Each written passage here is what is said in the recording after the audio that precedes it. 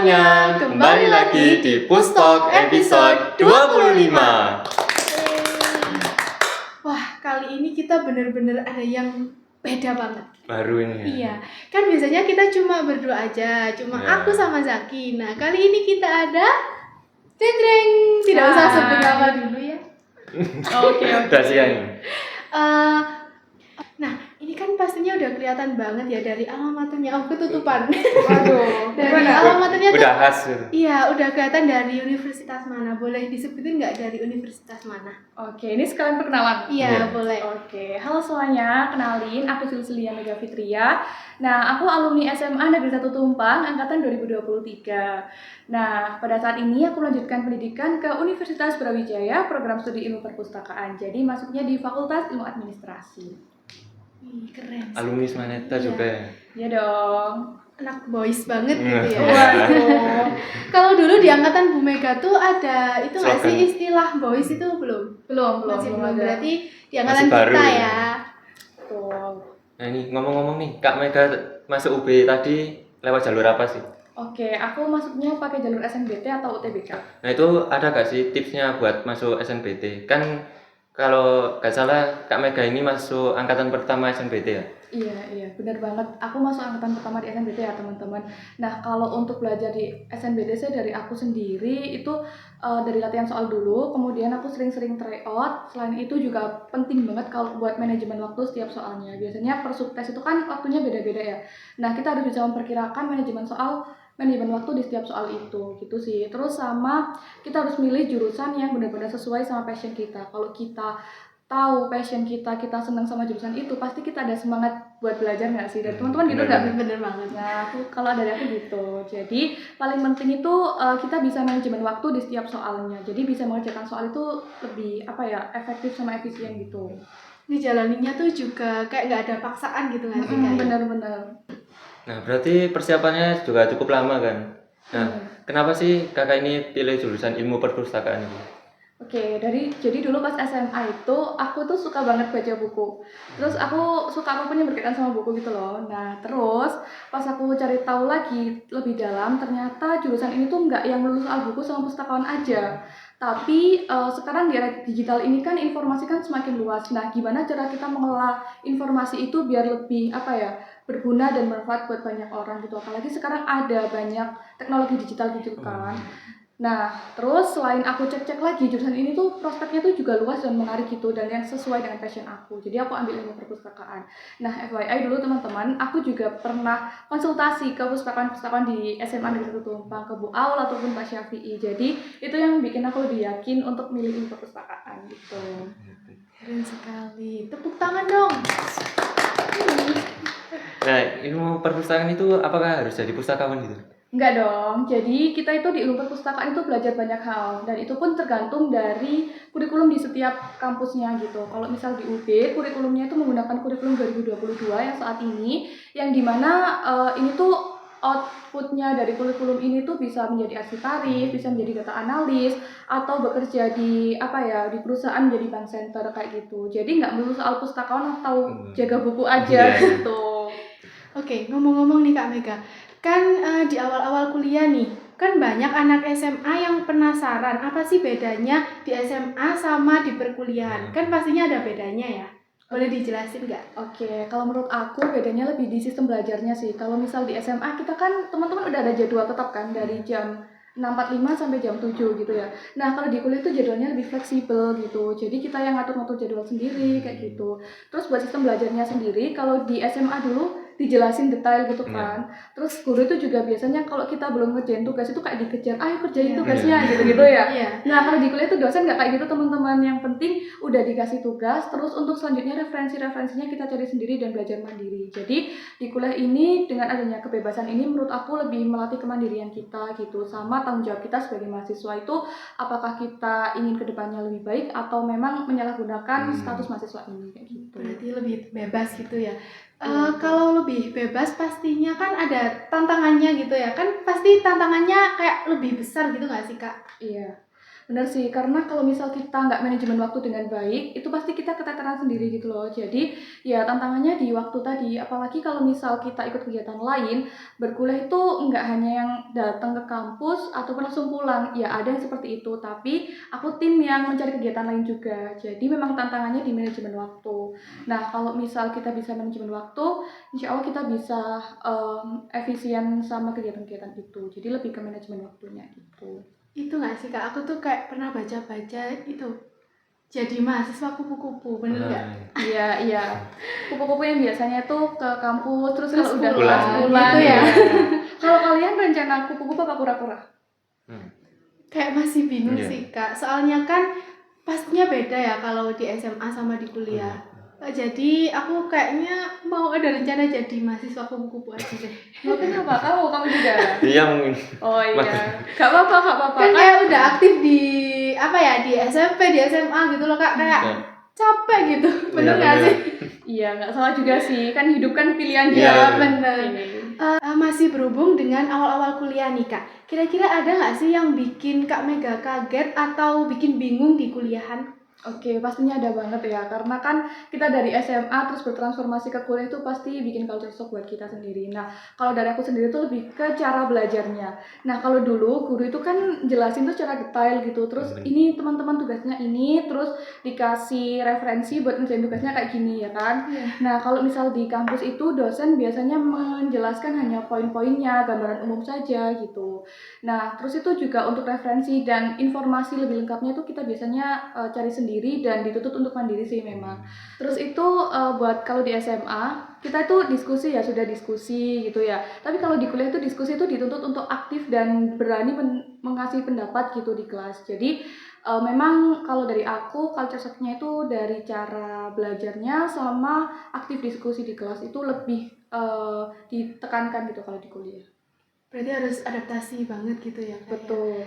Aku tuh juga pernah baca di TikTok, kan kalau kuliah kan kayak tadi yang dijelaskan kan pastinya beda sama di SMA. Aku tuh sebenarnya takut di dunia pertemanannya. Nah, kira-kira bedanya juga apa sih Kak di pertemanan SMA sama kuliah itu? Oke, sebenarnya kalau dari pertemanan sama aja ya. Cuman buat teman-teman yang takut di pertemanan kuliah nggak usah takut karena menurut aku sendiri dari sini tuh wadah buat kita itu mengerti perbedaan sama budaya-budaya di tempat lain gitu. Nah misalnya aku punya teman dari Kalimantan, punya teman dari Nganjuk, kan kita nggak tahu ya budaya mereka seperti apa, kita jadi tahu.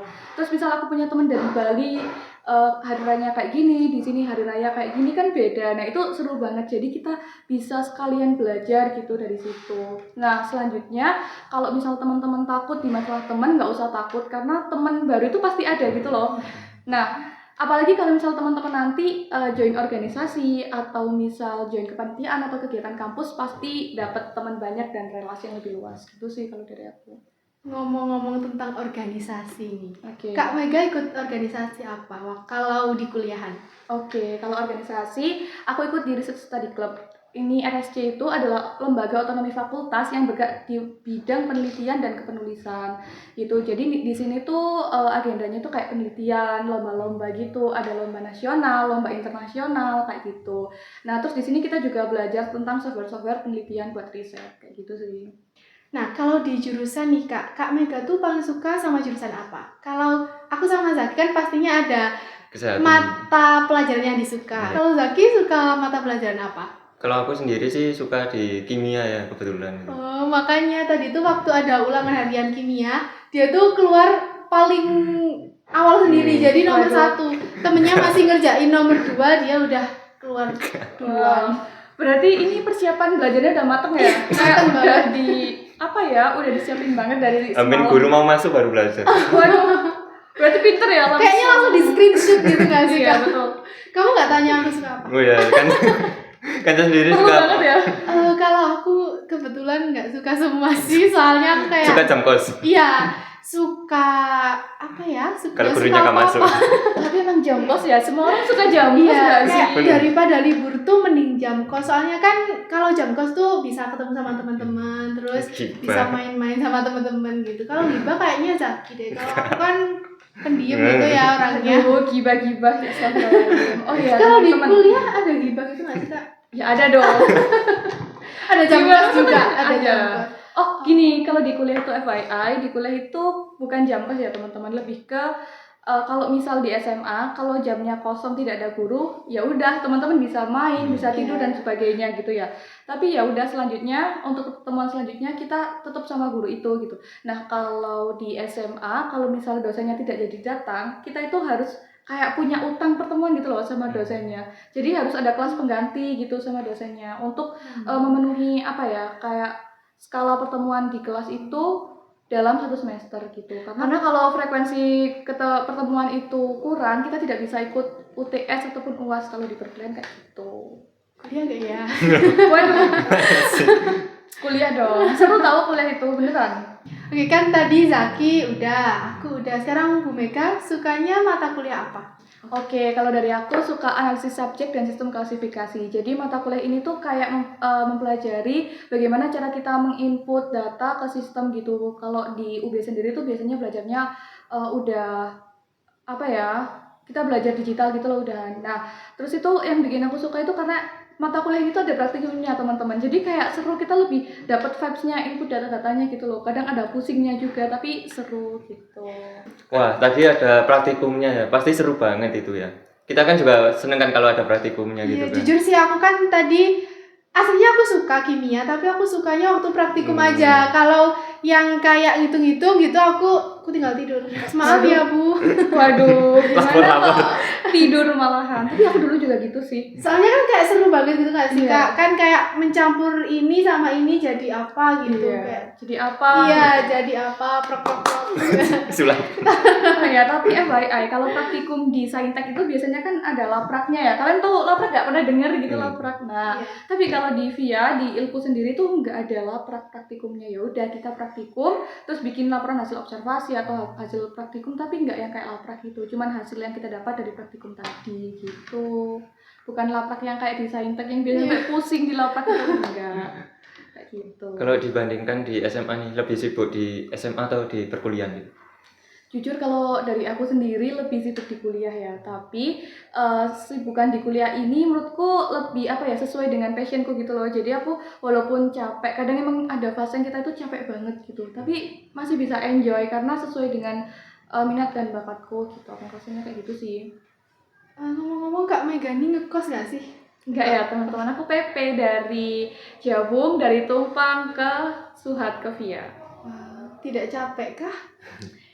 Pasti capek. Pasti ada momen-momen kita tuh capek kayak apa ya? Kayak aku tuh pernah di apa ya? Di kondisi gitu. Nah, malamnya tuh ada rapat atau kegiatan gitu yang sampai malam. Terus paginya tuh kelas pagi.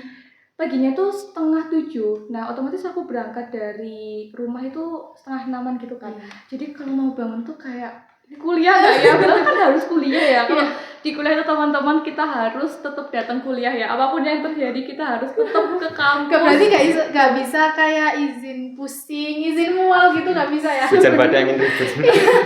Sebenarnya bisa-bisa aja ya. Tapi kalau nggak urgent menurutku harus tetap datang ke kampus gitu.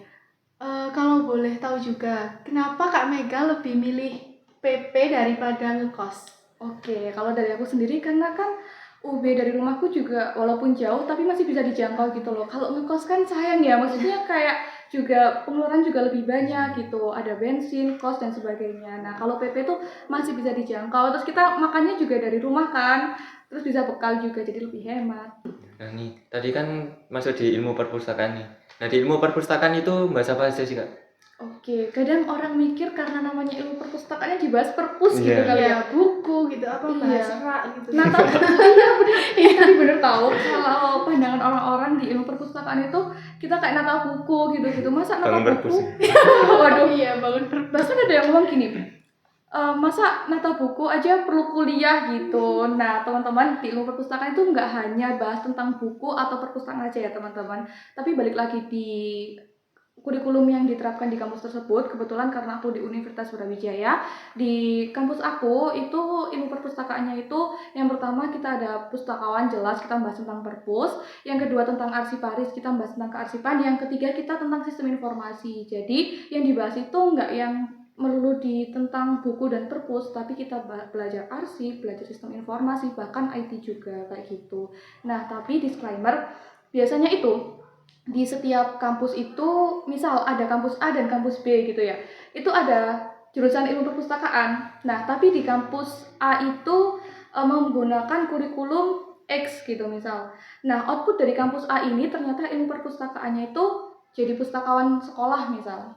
Nah, tapi yang di kampus B ini misal menggunakan kurikulum Y. Nah, outputnya itu bisa jadi pustakawan, bisa kerja di arsip, dan di mana aja gitu. Jadi, buat teman-teman kalau misal memilih jurusan, balik lagi ke sesuai kebutuhan dan menyesuaikan dengan kurikulum di kampus tersebut. Lalu misal nih teman-teman tanya, nah gimana sih Kak kalau kita tahu kurikulum yang digunakan di kampus tersebut itu kurikulum berapa gitu. Nah, teman-teman bisa cek di buku pedoman fakultas, biasanya ada gitu. Cari aja di Google. Catat. Iya, betul. Nah, tapi ngomong-ngomong nih, dari kalian mau kuliah jurusan apa? Zaki dulu deh. Kamu dulu. Zaki dulu, kan laki-laki sebagai imam. Oke, mungkin dari Zaki dulu. Kamu mau jurusan apa? Kalau aku sendiri sih pinginnya ke keperawatan. Oh, memang suka di kesehatan Iya. gitu ya. Oke, udah mempersiapkan buat UTBK kah atau SNBP, pengennya di apa? Jalur apa? Pengennya sih di SNBP. Oh iya, pastinya Iya, semua semua pengen orang. ya SNBP ya, bener sih. Betul. Kalau dari kamu? Kalau aku sih pengen ngambil jurusan di pendidikan. Oke. Tapi ada dua opsi nih Kak, antara pendidikan ilmu pengetahuan alam sama pendidikan bahasa Indonesia. Soalnya kan sekarang aku di kelas 11 ini ngambilnya jurusan kesehatan. Tapi dari diri aku sendiri tuh pengennya aku lebih suka ke kayak di sastra gitu loh Kak. Jadi aku pengennya di pendidikan bahasa Indonesia kayak Oke, gitu. berarti pendidikan bahasa Indonesia kan masih selaras sama sastra gitu. Iya. Berarti kamu suka bikin puisi-puisi gitu nggak? Atau cerpen? Lebih ke bacanya aja sih Kak. Kalau nulisnya biasanya aku nggak pernah menang soalnya, jadi aku nggak suka. Oh gitu. Oh pantesan jadi duta literasi ya. Waduh, karena emang suka baca ya. Oke, bagus. Nah, dari Kak Mega sendiri ada nggak pesan buat teman-teman yang mau masuk di ilmu perpustakaan?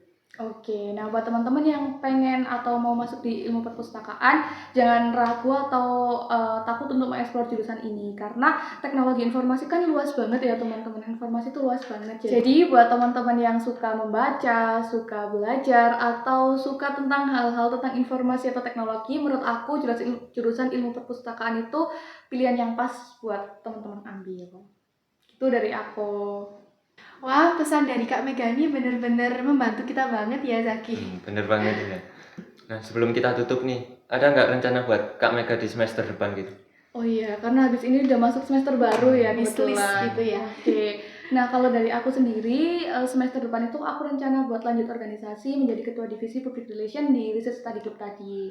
Terus selanjutnya aku juga ingin lanjut untuk join lomba internasional ataupun lomba nasional kayak gitu-gitu sih dari aku. Terus juga kalau bisa ikut project-project dosen kayak gitu. Nah, jadi kita bisa kuliah ini nggak yang hanya di akademik aja, tapi kita juga bisa mengembangkan soft skill yang lain gitu. Wah, kita doakan ya teman-teman, semoga Kak Mega perkuliahannya lancar. Amin. Waduh, terima kasih ya teman-teman. Semoga teman-teman juga sekolahnya juga lancar, mendapatkan hasil yang terbaik. Terus buat selanjutnya teman-teman juga semoga bisa mendapatkan kampus impian yang kalian inginkan. Tapi belajarnya jangan lupa ya, UTBK. Ingat UTBK. Nanti aku spam chat kalian kayak UTBK tuh. Di reminder gitu ya.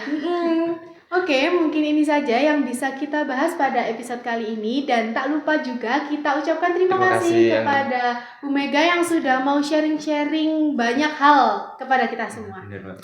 Oke, terima kasih juga ya teman-teman udah memberi aku kesempatan buat sharing-sharing. Suka juga sharing-sharing sama kalian. Orangnya asik-asik ya. Seru-seru, aduh. Oke, teman-teman jangan lupa like, komen, dan subscribe.